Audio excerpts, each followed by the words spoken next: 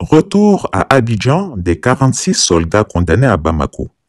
Alassane Ouattara, ce vieillard né avant la honte, nargue les Ivoiriens et les Maliens.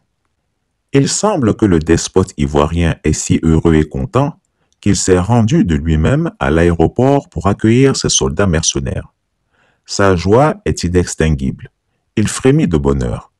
Son épouse, Dominique Ouattara, témoigne qu'en 6 mois d'insomnie, il n'a eu une nuit complète et apaisée, remplie de beaux et doux rêves, que seulement durant celle du samedi au dimanche 8 janvier 2023. L'homme est en extase profonde. Il songerait même à décréter 2 journées chômées et payées pour prolonger les réjouissances. Donc l'affaire-là le minait et il faisait semblant.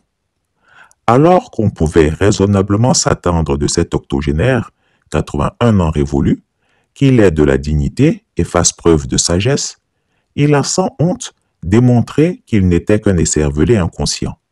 Qui pense-t-il tromper en affichant une mine réjouie, simulant une joie infinie et surtout jouant les braves pour cacher un tantinet la grande humiliation jamais vécue par la Côte d'Ivoire?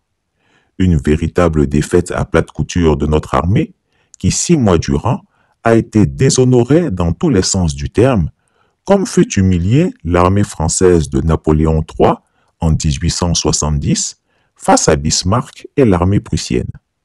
L'on se souviendra que c'est le 19 juillet 1870 que l'empereur Louis-Napoléon III, pour sa gloire personnelle et surtout croyant l'Empire français invincible, déclara la guerre à la Prusse. Quelle ne fut sa surprise de voir la débâcle humiliante de cette grande armée française face à la modeste armée prussienne, et comble des malheurs et de l'humiliation, il fut fait prisonnier avec le général MacMahon, entraînant du coup la capitulation de ses armées et la mort définitive de son empire.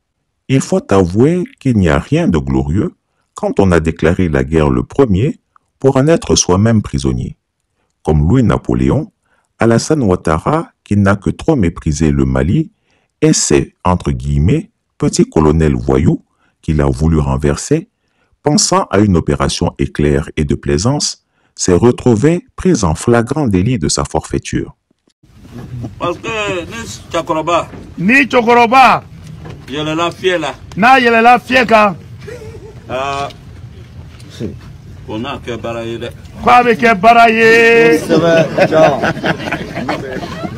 Ne fait tira. ni fie chira, On a que Mariako. avec un maloyakoe, Ne fait machi. ni fie machi, Que Mariako. avec un maloyakoe. Quelle honte c'est que de faire traiter des soldats ivoiriens de mercenaires, pire, qui sont condamnés à de lourdes peines de prison.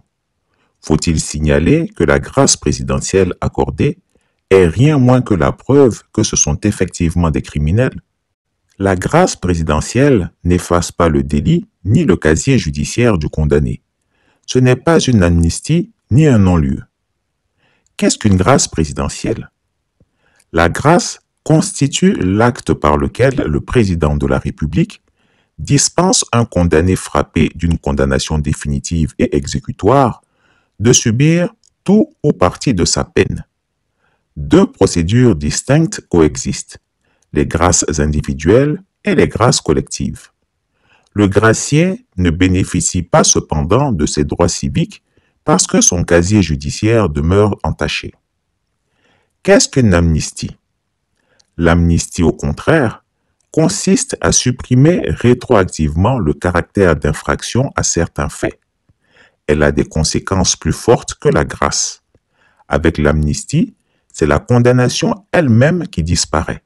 Cependant, cette disparition est sans effet sur la partie déjà exécutée de la peine.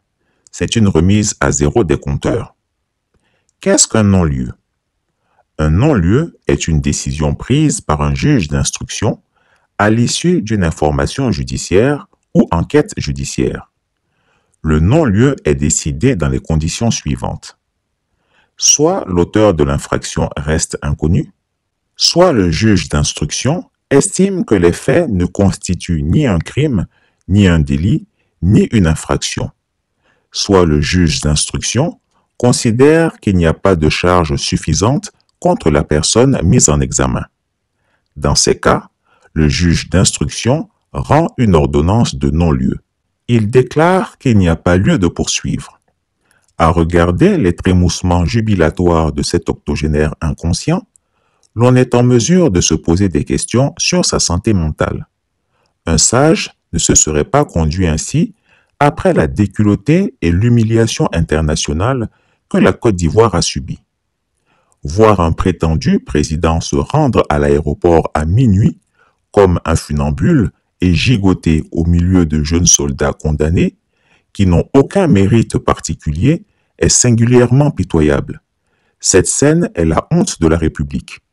Je voudrais dire que, bien évidemment, il est tard, mais j'ai tenu à venir pour vous rencontrer un à un et vous dire que vous nous avez manqué. Et maintenant, nous sommes satisfaits. Nous sommes heureux de vous voir parmi nous. Je ne vais pas être plus long. Je veux que vous puissiez retrouver vos familles, vos proches, pour qu'ils soient rassurés que vous êtes en bonne santé. Et bien évidemment, après cela, je voudrais vous laisser entre les mains du général chef d'état-major des armées, le général Doumbia. Donc je souhaite à chacune et à chacun d'entre vous, notamment tous ceux qui se sont déplacés ce soir pour venir vous accueillir, tous mes remerciements et vous dire que la Côte d'Ivoire sera toujours présente pour défendre chacun de ses fils et chacune de ses filles. Et tous les interlocuteurs qu'on a demandé, auxquels on a posé la question disent qu'ils ne sont pas d'accord, qu'ils ne sont pas au courant. Mais connaissant le personnage, c'était sa manière à lui de narguer le peuple ivoirien et surtout malien en déclarant assumer publiquement que c'est bien lui qui a envoyé ces pauvres jeunes gens tenter de perpétrer un coup d'État en terre étrangère.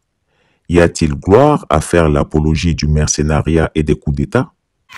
Oui, parce que c'est sur mes instructions que nos jeunes sont allés au Mali. Vous savez que nous sommes en direct, il est minuit et demi, mais nous sommes en direct parce que nous voulions que la nation entière, tous les Ivoiriens, soient témoins du retour de nos soldats. Oui, ces braves jeunes, 3 soldats et 46 soldats qui ont été détenus pendant 6 mois dans le pays frère du Mali, le pays frère et ami, avec lequel certainement il y a eu des incompréhensions. Mes chers soldats, je voudrais que vous soyez rassurés, que vous n'avez absolument rien à vous reprocher. Vous n'avez rien à vous reprocher. Comme l'a dit le ministre de la Défense, vous étiez allé en mission. C'était d'ailleurs la 8e rotation pour 6 mois. La mission n'a pas été facile, mais vous voilà de retour exactement 6 mois après votre départ de Côte d'Ivoire. Donc, comme vous avez l'occasion de le dire, je dirais mission accomplie. Maintenant qu'Alassane Gaspard Dieudonné Ouattara, alias Chameau, a déclaré que c'est bien lui qui a envoyé ses soldats au Mali pour sa mission, entendez coup d'État, quelle sera la réaction des autorités maliennes? Pire, à aucun moment, le faquin despote dans ses propos n'a eu un seul petit mot de remerciement au colonel Assimi Goïta. Quelle mesquinerie! Bref, avec ce chameau, la Côte d'Ivoire ne finira pas de caresser les égouts. Chris Yapi ne ment pas. Retrouvez Chris Yapi sur ses 2 chaînes YouTube, sa chaîne Dailymotion, Instagram et VK.